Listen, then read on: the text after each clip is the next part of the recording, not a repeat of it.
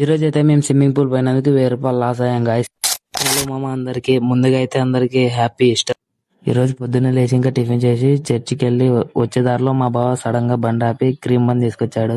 ఇంకా cream bun అక్కడ తినేసి మళ్ళీ ఇంటికి వచ్చి లంచ్ చేసి స్వీట్ తినే తర్వాత మా బాబాయ్తో మేమందరం కలిసి స్విమ్మింగ్ పూల్ కి అయితే వెళ్ళిపోయాం. అది ఎక్కడంటే మన టోల్ గేట్ వెళ్లే దారిలో లెఫ్ట్ సైడ్ తిరిగితే ఇక్కడ ఉంటుంది. ఇంకా ఇక్కడికి వచ్చేసి ఇంకా ఫోన్లన్నీ మావి లాకర్ లో పెట్టేసి అలా కీస్ అయితే మన మేనేజర్ గారికి అయితే అందజేశాం.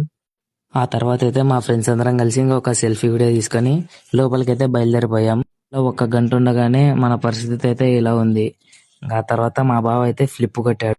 రిస్క్ ఎందుకు లేని ఇంకా నార్మల్ గా వాటర్ లో దూకి స్విమ్మింగ్ చేసాను. ఇంకా మేమందరం లైన్ బై లైన్ దూకుతూ ఒక వీడియో అయితే తీసుకున్నాం.